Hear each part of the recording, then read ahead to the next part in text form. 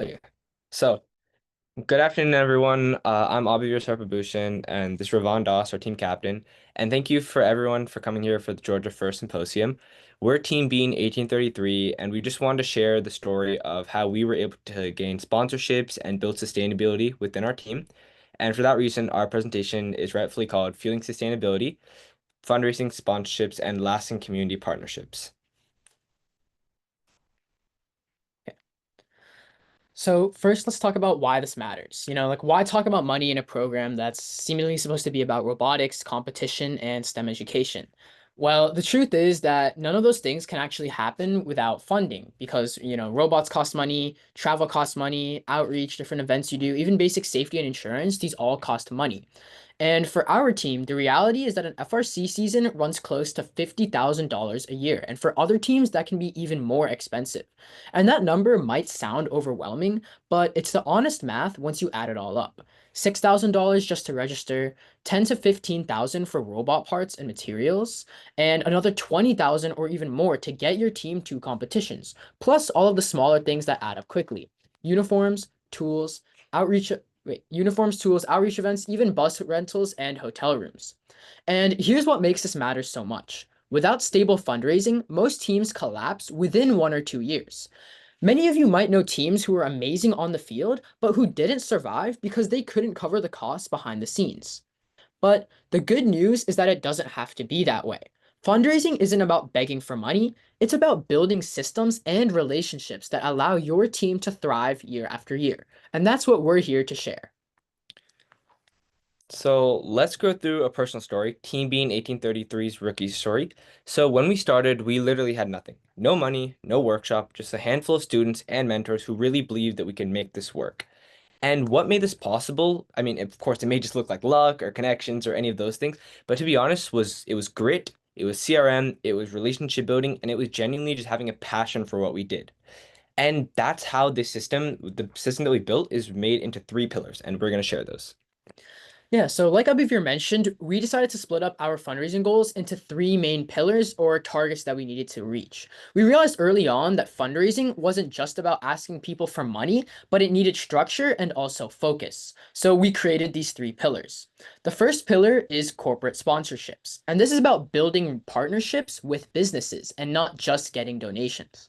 The second is authenticity and storytelling. Sponsors need to believe in your mission, and that comes from sharing stories that show the real impact of your team. And the third is CRM and relationship management.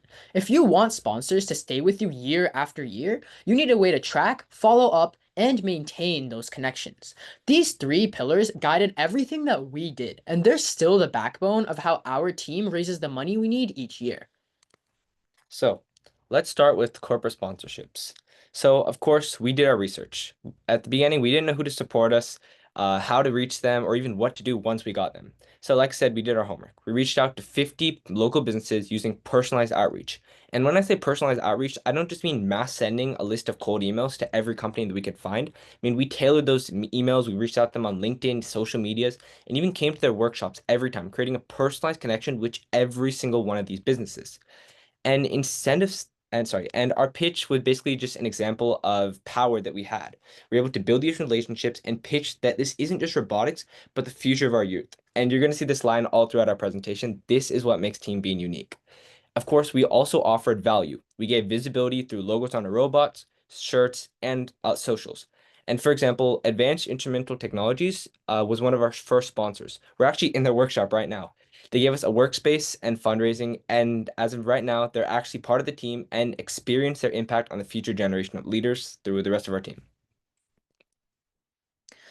The next pillar we want to talk about is authenticity, and we find this one to be really important. It's very common for a lot of teams to fall into the trap of asking for money without showing their bigger story.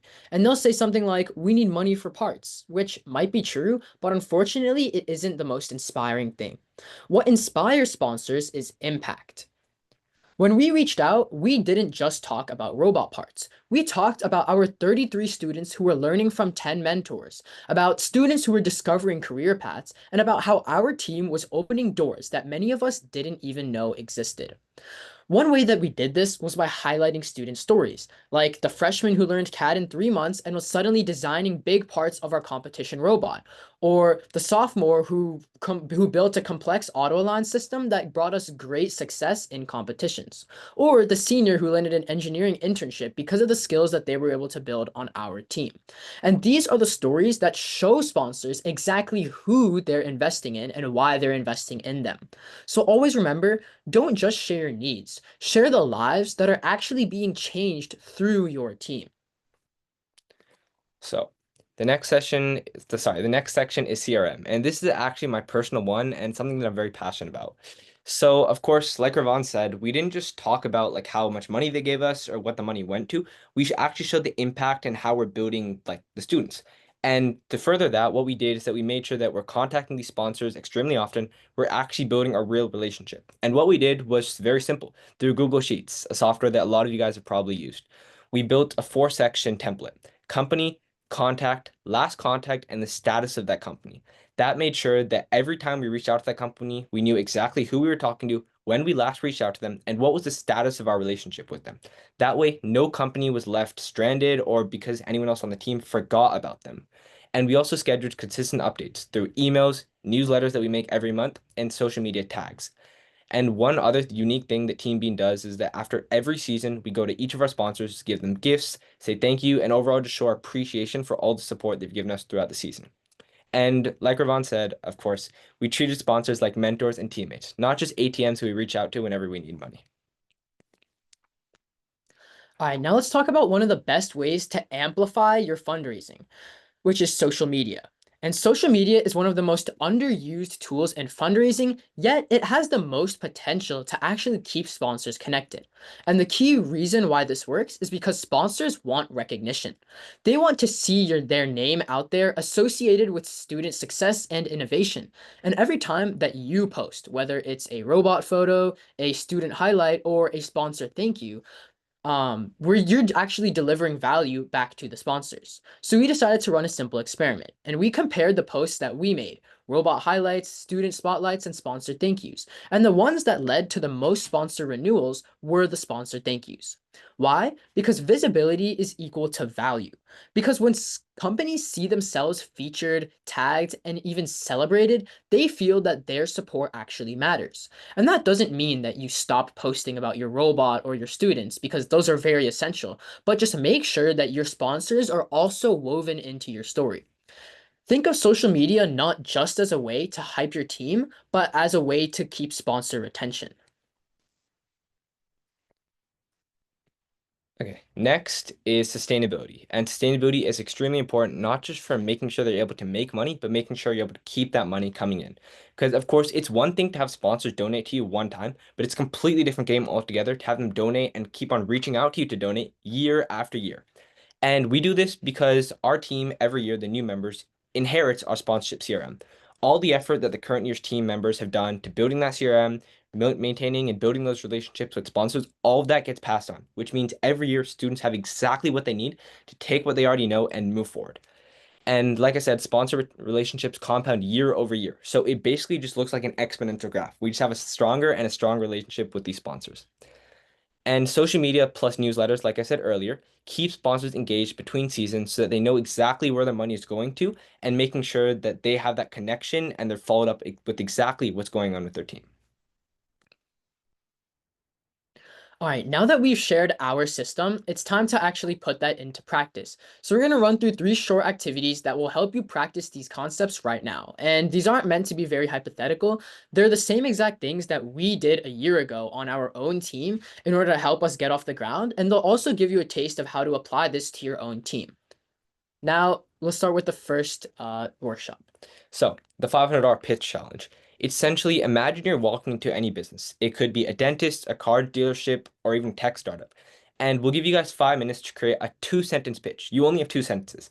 And the trick is you want to provide as much value as possible to these sponsors. Because to be honest, sponsors care about what you're providing to them. Okay? So focus on the sponsor's benefits, not your need. And what we're actually going to be looking for, me and Irvan, as judges, is number one, does the pitch highlight value to the sponsor? Is it clear and concise? Do you have a voice and do you actually have passion when you're pitching to the sponsors? And lastly, of course, does it bore us out? If it bores us out, you probably means your pitch needs to be more engaging, you need to have more authenticity, and you need to be more passionate about what you're talking about. And why does this actually matter? If you can sell or if you can even show that you're providing us value in 2 sentences, you can definitely scale this business to get sponsors for $50,000 or even $5,000. Yeah. So we'll start a 5 minute long timer, and then we hope to listen to some of your guys' pitches that you come up with.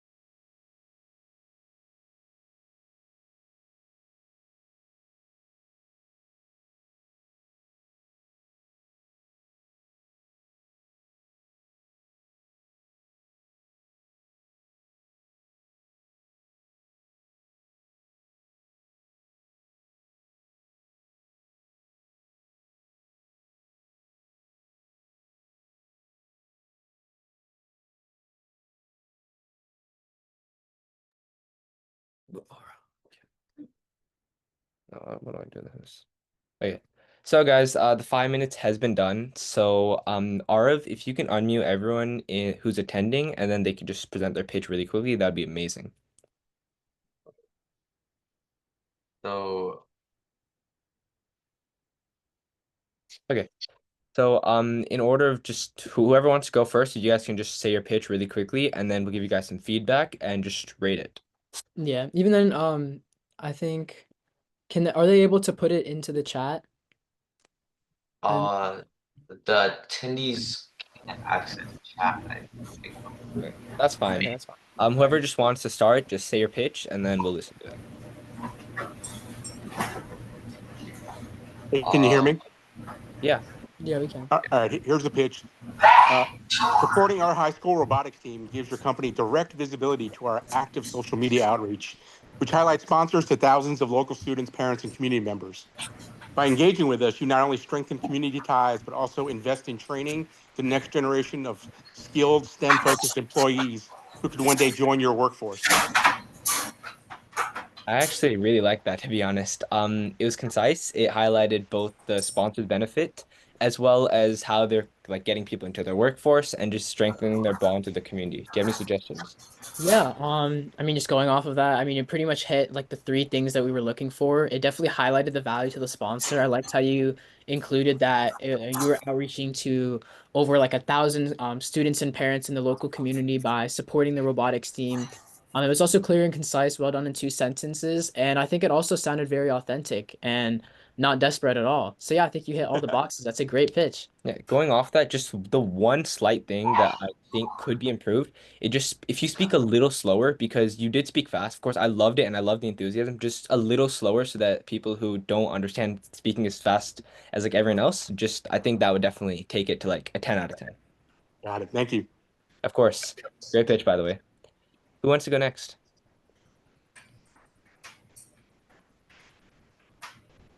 Okay. I think I see a pitch in the Q&A panel. Okay. I'll read it out loud for everyone. All right. So it says, "Hi, Dr. Waldron. I'm Heather.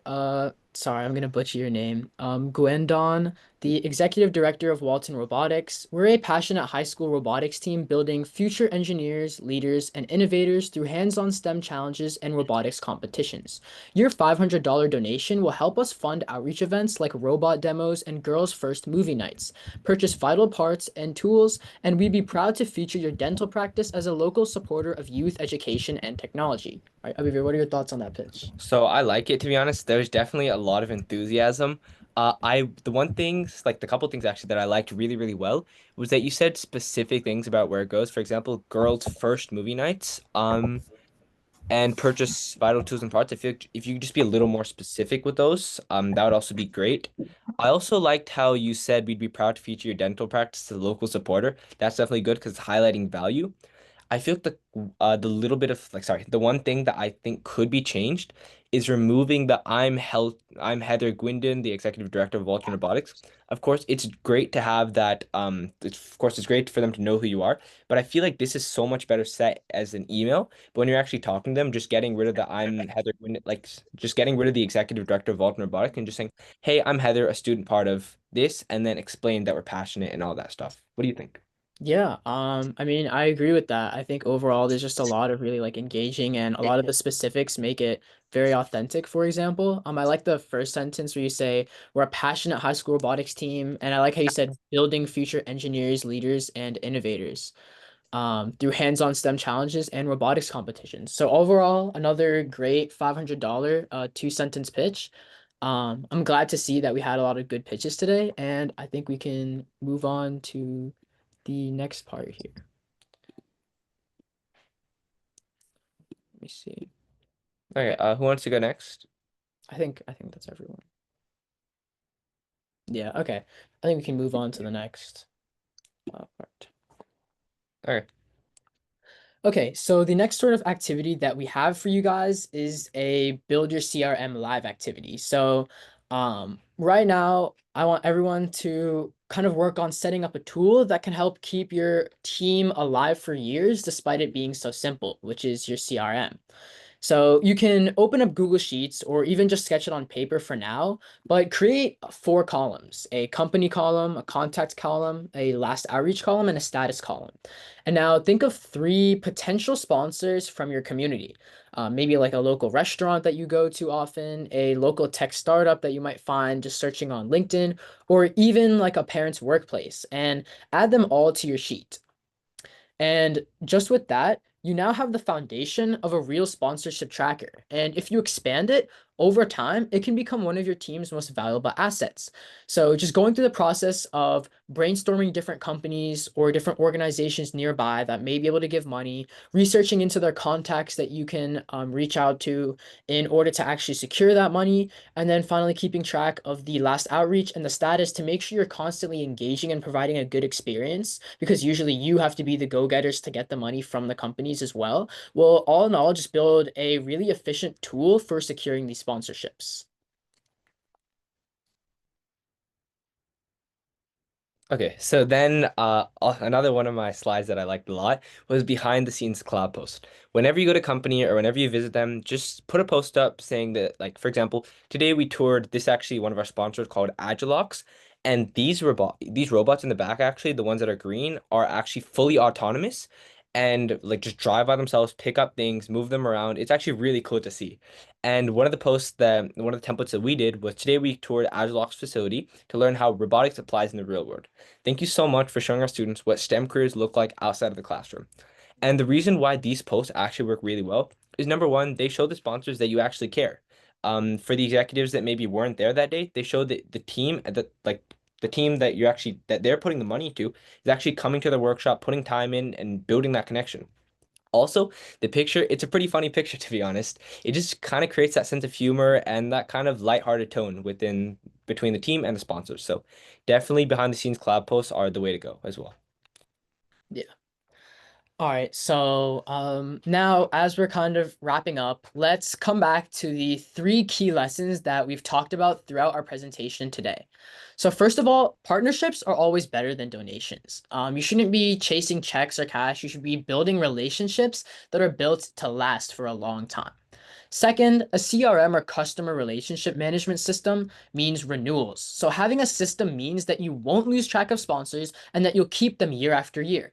And the longer that you keep a sponsor year after year, the easier it is to renew them for another year. And you can spend that time that you've saved contacting more sponsors, giving your team more and more funding to work with and expand and grow with for the long run. Finally, social media is directly equal to visibility, because every post that you make is an opportunity to show sponsors that their support matters and that their support is making a direct impact on your team. So, and these are the 3 principles that were able to take our team from $0 to $115,000 in our first season. And we believe that they can work for any team that's willing to implement them. Okay, so then once again, thank you so much for attending the symposium. Once again, I'm Abivir, this is Ravon, and I just want to leave you guys with one final message. At the end of the day, sustainability is about more than just money. It's about building actual relationships, telling your story, and creating a system to where every generation of students that come in and leave your team have the resources that it takes in order to grow and thrive under this team. Once again, we're Team B in 1833, and we cannot wait to see how you've taken the information that we've given you in this presentation and apply it to your own teams. Thank you so much. Yeah, and we would love to answer your questions, whether they're about fundraising, sponsorship packets, social media, or anything else. So if anyone has any questions, just please feel free to unmute, ask them away, and okay, Dwayne, if you could go first. You guys, you're going to be sharing out this presentation, right? So we'll be able to get a copy of it so we can share it with our teams. Yes, so I believe all of the presentation or symposium sessions from today will be recorded and then uploaded later, so you can watch back the recording of this presentation. Perfect. Thanks. Of course. Okay, hey Nitesh, so how much money do we raise from team dues? And how much money comes from sponsors? I believe off the top of my head, it was around a 75 to 80% from sponsors. And team dues, I don't have that off the top of my head as in terms of numbers, but I can definitely check on the budget. Yeah, I think it was roughly 10% with, 80% being corporate sponsorships, 10% being like student dues, and another 10% being like miscellaneous fundraising activities we did or grants as well. Do you have any extra tips on how to uh, get an initial pool of people that may potentially contact or Yes, with yes, all actually. in your area? Yeah, so that's actually a wonderful question. And one of the things that we did was, first of all, of course, it just takes a lot of time. But number one, establish a mission statement. It could be for your team or the booster club that you guys operate under. So for us, that's for Scythe Robotics. Figure out that mission statement, then create a list of fields which that aligns to. For example, our team aligns with robotics, education, and community impact. Those are three fields that we specifically thrive in. Once you do those, just search up that and find out what companies pop under. That is your generic list that you can contact. Then go through every single one of them and then just find ones that are specifically fine-tuned. Create categories, things that like companies that have a higher likelihood of sponsoring a team, companies that have a medium likelihood, and companies that have a low likelihood. Organizing into three categories and finding teams that specifically align with your mission is a wonderful way to get started. Yeah, in addition to this, one place that we found like a mass amount of businesses that we could go and actually reach out to was our local county actually has a business directory. So we went there and then we searched up different fields like robotics, manufacturing, like technology, and things like that. And then through that, we got a long list of all of the different businesses that exist in our county that we might not have even known about. And then from there, we do further research on each business, just kind of looking at an overview of how how big is the company, what are their values as well, how can we approach them and sell ourselves as well. I was wondering how many sponsors do you have in total? So last season we had around 20. This season, of course, we're still not done with all of our grants and fundraising initiatives, but last season we had around 20. How targeted were when you were cold calling these companies, this list from, that you got from your county, are you making like a very targeted pitch to them or is it kind of like the same pitch to each one? No, no, no. Definitely we make sure it's targeted. We want to of course, we do our homework. We search up what are their missions, what's our mission, and we figure out key points that align between Team Bean and those companies. Once we have those key points, we're able to actually share and build that connection just through a phone call. Yeah, so I would say the first half of the, like the phone calls or the emails usually sound different per business because that's the part that we tailor or customize towards the business. And then the second part is where it sounds sort of the same because we spend the first half of the email saying, we noticed that you guys are a business that does, so and so, and you guys, you just talk more about the business and what we noticed about them. And then we say that directly aligns with our team. And we are a first robotics competition competing team that's focused on, building up skills for the youth. And from there, we kind of say, how can we contact you? We were looking for potential sponsors to support us. Would you be willing to do that? So, the second half usually sounds pretty much the same, but the first half is the part that we like to specialize and find out and try to draw a connection between what the company offers or what it does and how that connects to us. That's great. Thank you. Of course. Are there any final questions that we could take? Okay, if not, just once again, thank you everyone for listening to what we had to say. And of course, if there's any questions, you can definitely reach out to us through our website. And please, we'd love to see what all of you guys do through this information and implementing into your team. Thank you so much. All right, thank you.